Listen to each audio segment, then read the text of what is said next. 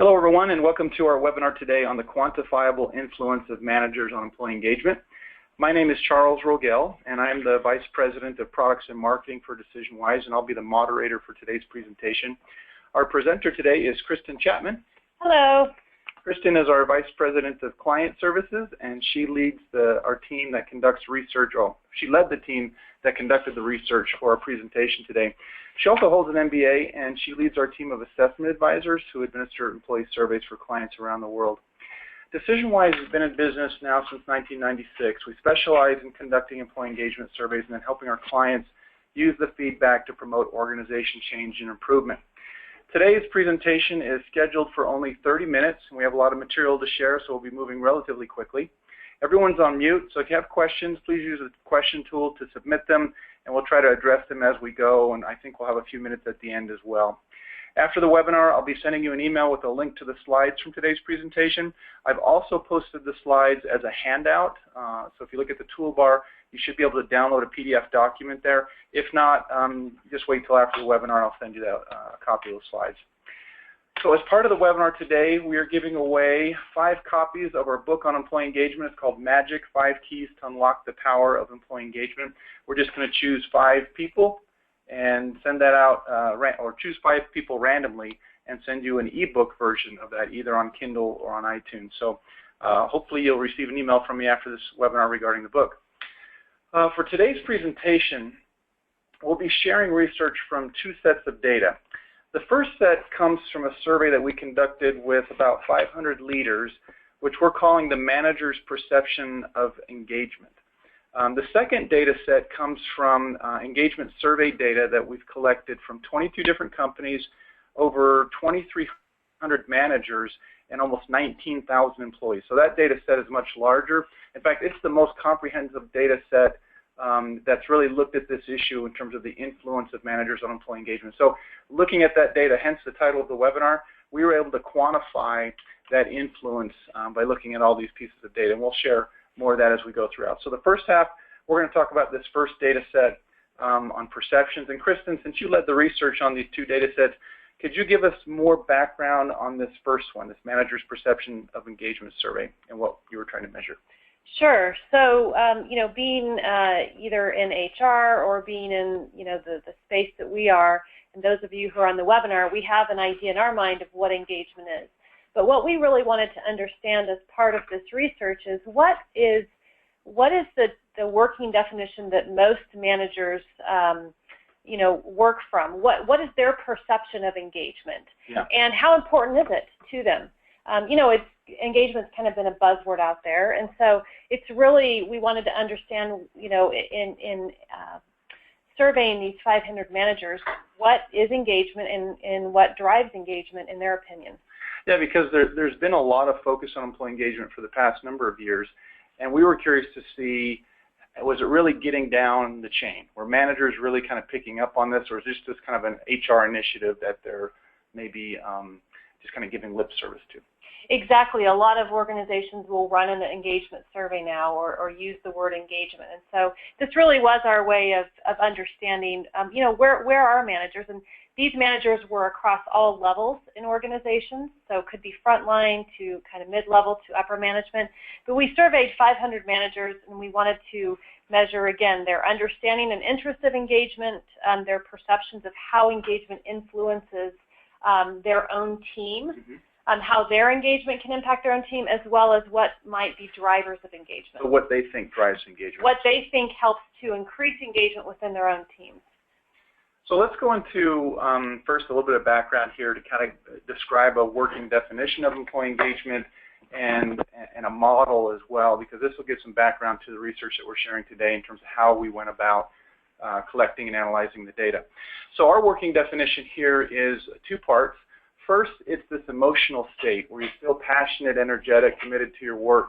So it's really this feeling that sometimes is fleeting. Sometimes, there's people that always feel this way about their work. There's some where it kind of comes and goes.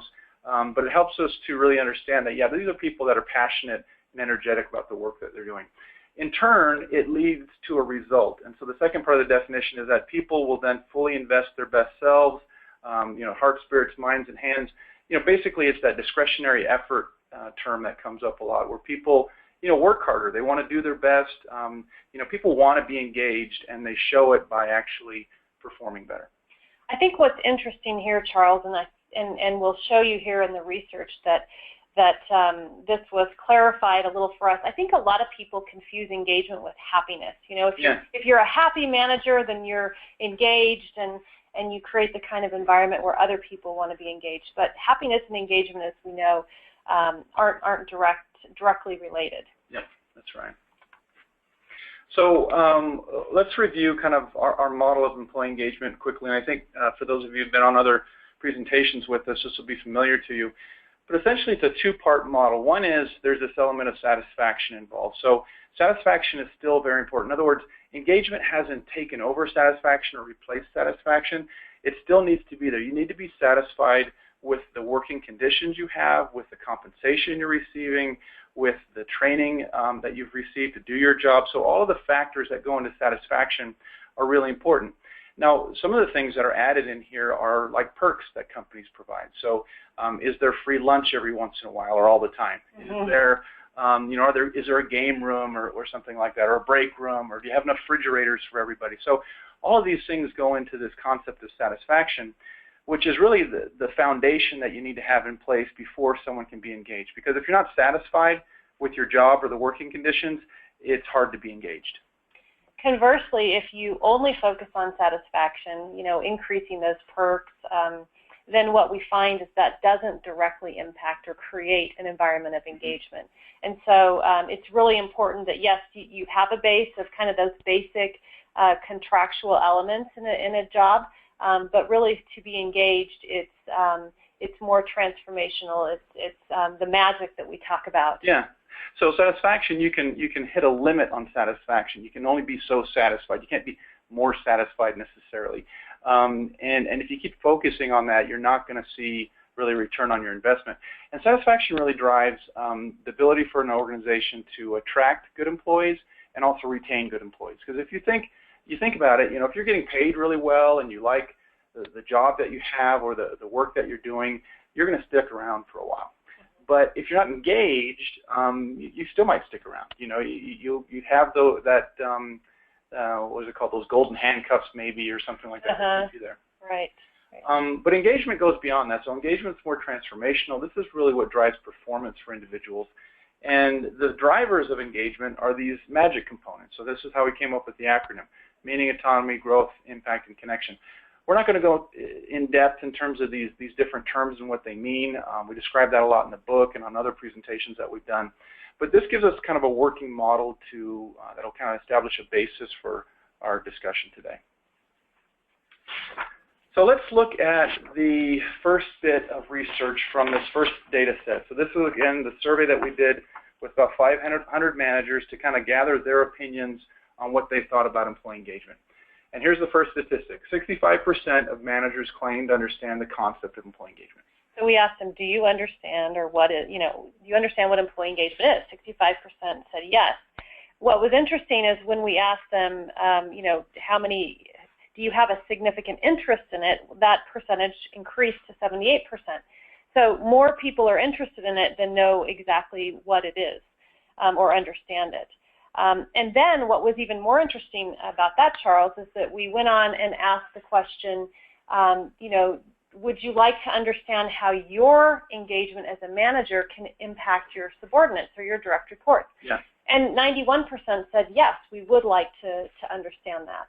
So what this tells us is there definitely is an interest in engagement even before there's a full understanding of engagement. Yeah, definitely. And people would be more interested if they had more information about how they're really impacting engagement of their teams.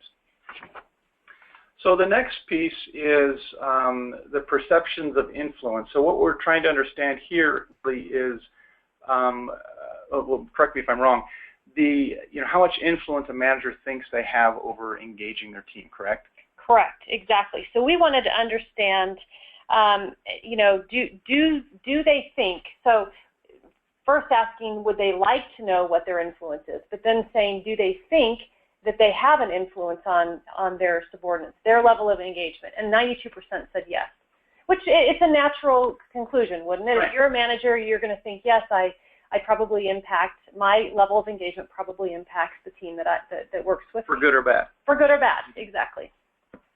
So the second thing was 64% of managers expect subordinates to match the engagement levels of their managers.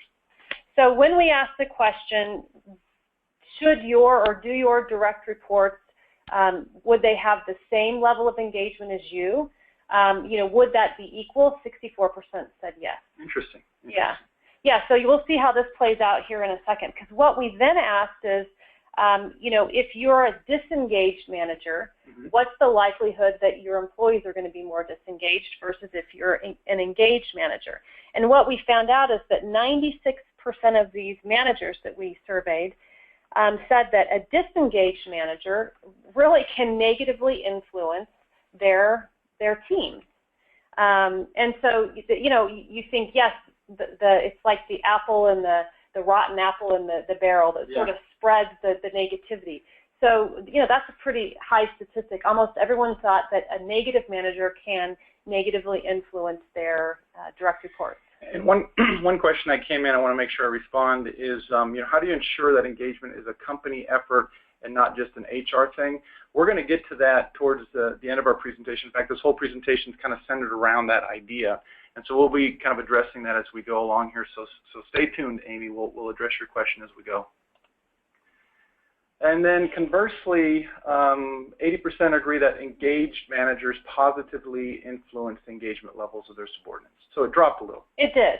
Still high, but there's definitely a perception out there by leaders that if there's a negativity, if you're not engaged, that you're going to have a greater impact on your direct reports than if you are positively engaged. And that seems to make sense, or it's common sense that if you're in a bad mood or disengaged, it's going to rub off on your team negatively. But they don't believe that their own positive or if they're fully engaged in their work, that's going to have as much of an influence, right? Still has an influence, but not quite as much.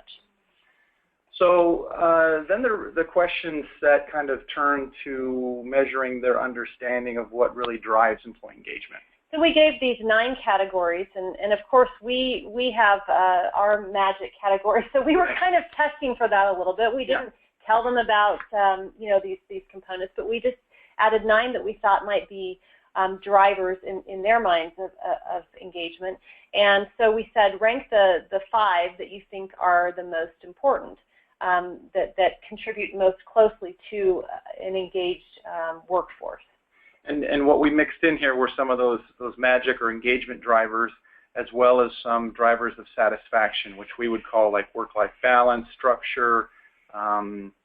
Innovation is kind of a different take on some, one of our other drivers there. So let's see what we found. Yeah, so what we found is that this was rank ordered by as managers, these 500 managers who responded, said that the first and foremost important driver of engagement is connection, feeling like you can connect to the people that you work with. Yeah. Impact, feeling like you're making an impact on what you're doing day to day, finding meaning in your job, having autonomy, and then work-life balance or energy management, and then growth. So what was really interesting for us is to see that, out of these top 6, that all of the drivers of engagement that we found really do fit in there as key drivers to create the kind of engaged environment. And as we've done this presentation before, specifically about magic, and polled the audience, what we found differently from HR people mostly is that number 2, impact, is their strongest. So when we ask, hey, what is your biggest driver for engagement for you? Most people say impact. I need to show that I'm getting things done. Maybe we have a lot of people that make lists and need to check things off on their list as they throughout the day. But making an impact, feeling like their work is significant, and in a close second is usually meaning, which is kind of tied to impact because, honestly, you want to know that what you're doing is kind of contributing to the greater good or something bigger or beyond just the task that you're doing. What's interesting, too, is a lot of younger generations that have come into the workforce, we do see meaning and we see growth, wanting to have opportunities to develop and grow as being a top driver as well. So they're really all important, and that's what we say in our magic model, is that, they may be different kind of levels for each person. You may look more for meaning, whereas I may look more for growth. Yeah. But they all need to be there in some amount. The interesting thing was number 5, work-life balance. What we found in our research, separate from what we did here, is that that's one of the biggest engagement killers. So if you're out of whack, if people are stressed and overworked at work, if you're understaffed, that really can kill engagement. People can be so engaged that they want to work and maybe put in extra hours or work really hard when they're there. But if they're finding that it's impacting their work-life balance, it definitely kills engagement. Well, we talk about stress versus eustress. Eustress is actually a positive kind of stress. It's that adrenaline rush. It's what kind of gives you that, we're going to get this project done, or I'm going to meet this goal that I have. But if that sort of, like you talked about, work-life balance is out of whack for a longer period of time, it turns into stress. Yeah. And you start saying to yourself things like, I don't care what I'm paid. It's not worth the hours I put in. And so it turns into a satisfaction kind of item that really can kill engagement. So let's change gears here. So that was the research that we did with the 500 managers and basically asking them their perceptions about employee engagement. And that gave us some really good insight into their mindset, how they kind of think about the terminology, the relative knowledge that they have about the concepts in general. And our key takeaways from that are managers understand engagement's important. They don't always know what it means or how to create an engagement. Yeah, what to do about it. Right. But they also think that their negative focused manager will have more of an impact than a engaged manager. And so keep those in mind, because we're gonna show some interesting findings based on our research here. So now we're going to talk about how the second set of data, and in order to do that, we want to talk about first the way we went about measuring employee engagement, because what we're going to show are a comparison between engagement levels of managers and those that they manage, their teams. So what we do is we measure engagement through a set of anchor questions, and there's 6 questions that we're using here. But basically, this measures the overall level of engagement, that feeling of engagement that you have. We call it state engagement for an employee. And you'll see that the 6 questions here, they're not really actionable questions necessarily. You can't really take action on some of the results that you receive here, but it gives you that overall measurement or determination point of engagement for an individual. Right. So we ask these 6 questions on every employee survey we do. We embed them in different, throughout the survey. And we took these 6 questions and we used them as our basis for coming up with what we call our engagement index. Charles, we've talked about this a lot, but we've always viewed engagement as not binary, meaning right. You're either engaged or you're not, but it's more on a continuum, as you can see here. So what we find is that according to our huge database of 12 million responses, we have about 23% of our employees who are fully engaged, 49% are key contributors, another 24% sit in the opportunity group, and then a small portion are actually fully disengaged. So keep this benchmark in mind. This is what we have, again, across our database, and it's on this continuum. Let's talk for a minute, too, about... Let me mention one other thing here. Sure. Because we see here that, 72% of people are pretty much engaged in their work, which is a lot different than what you hear out in the media. Everyone's quoting figures like 70% of people are disengaged in their work. Mm-hmm. It's simply not true. I mean, if you look around the office, if you had 70% of your people disengaged, you'd be out of business. Well, and that goes back to the binary idea of you're yeah. either engaged or you're not engaged. So again, it's a continuum. And if we look at this table on the next slide, this is where it really makes sense.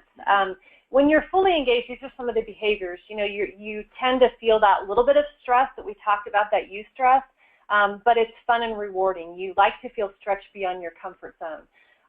But a key contributor is also really critical. Key contributors will tend to take fewer risks than a fully engaged employee, mm-hmm. but they are committed to their job. They do their work. They meet their deadlines. They do a great job in what they do. And so again, it's not everybody is in that fully engaged group, but key contributor makes up the largest portion, and that's a really key group of people to have in an organization. An opportunity group, they really just spend time taking care of personal needs.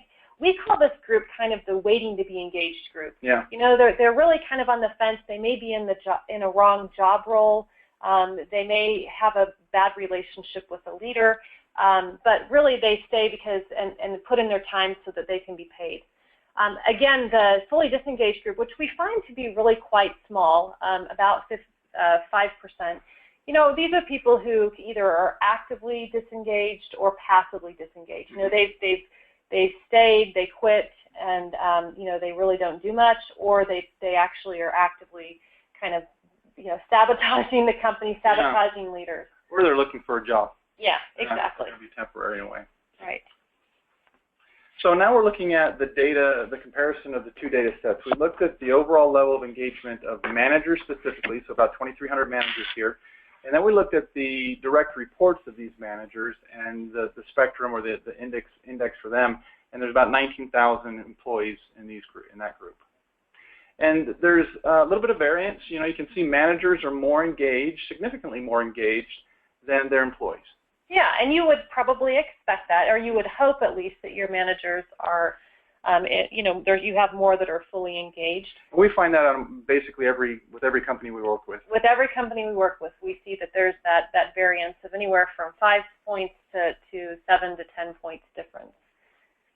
So now what we're going to do is we're going to kind of turn these two graphs sideways. So manager engagement is going to be on the bottom, employees engagement will be on the top. But we're looking at the different groups compared together. And just a note, again, this starts to get technical with our graphs, but this was 2,300 managers. And so of those 2,300 managers, 36% were fully engaged, 50% were key contributors, et cetera. Yep. And of our employees, we had almost 19,000 employees here. So now let me explain this graph a little bit. On the bottom here, you see those manager engagement groups. So the same end values that you saw on the previous slide, 808 are fully engaged managers, 1,154 key contributors, and so on. And then within each of these groups, we've overlaid the employees that are managed by these specific managers. So in other words, of the 808 fully engaged managers that you can see at the bottom, 36% of the employees that they manage are fully engaged. 48% of the employees they manage are key contributors.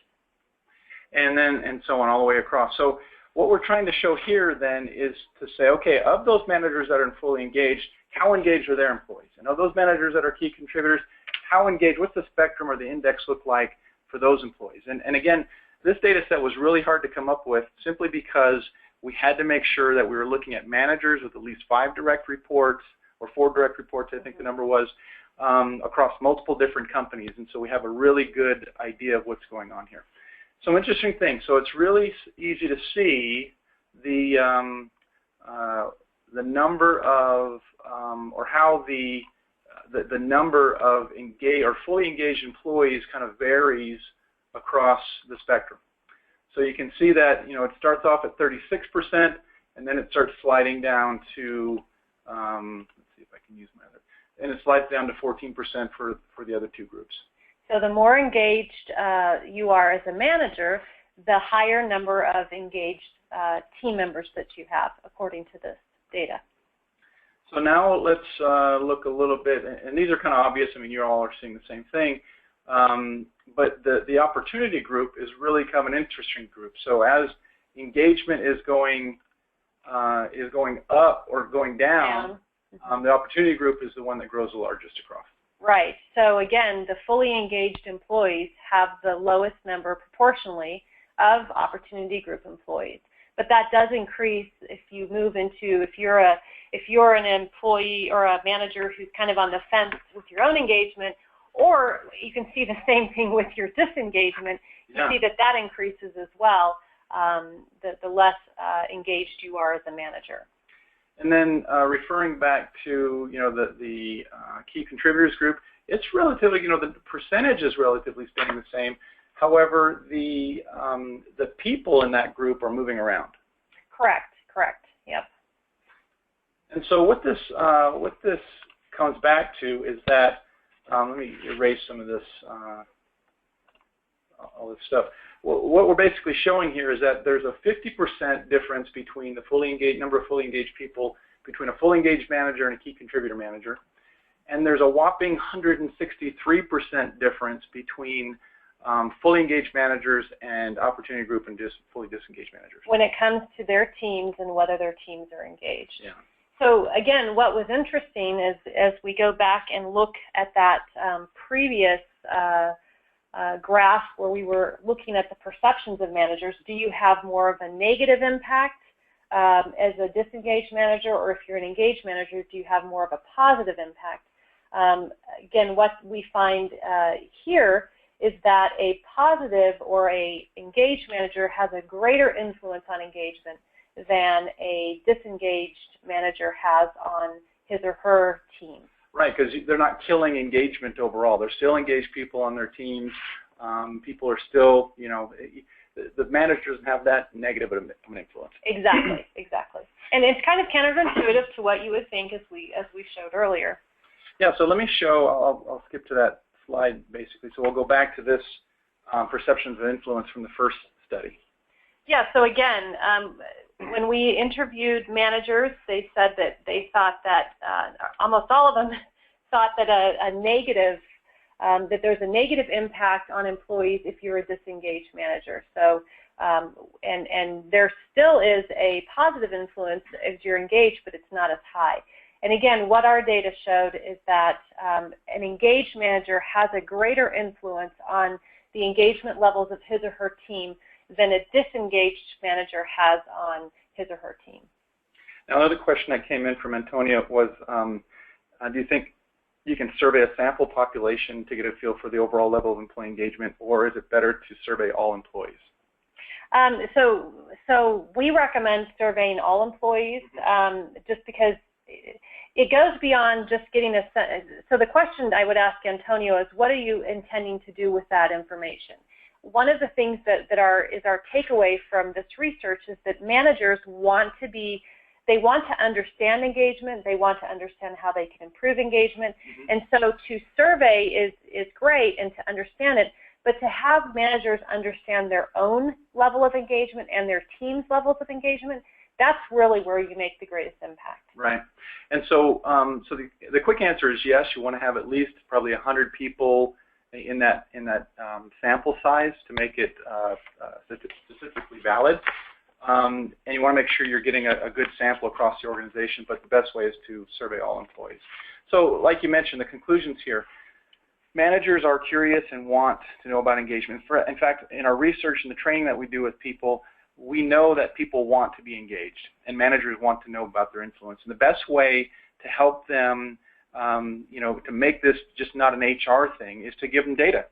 Once they can see their influence and see how their engagement compares to that of their team, it really hits them upside the head and gets them thinking, okay, we got to change some things here. I got to do a better job. Seeing that spectrum, understanding of the 10 people that you work with or that report to you, seeing what percentage are fully engaged, key contributors, opportunity, it's pretty powerful. And what we find is that managers, once they learn their levels of engagement within their teams, for the most part, they generally want to work harder to increase those levels of engagement. And so as you roll this out, so we look at this spectrum, another spectrum chart here, but it's basically what we see organizations trying to do nowadays with employee surveys. At first they want to establish a baseline, get a basic understanding of what engagement is in the organization, but what it invariably leads to is action planning. The executives see the results, they want to do something about it, and so they make some changes based on the data collected. But it's really when you get to the third box that you empower your managers with the data they need to make some grassroots effort to increase engagement for the organization.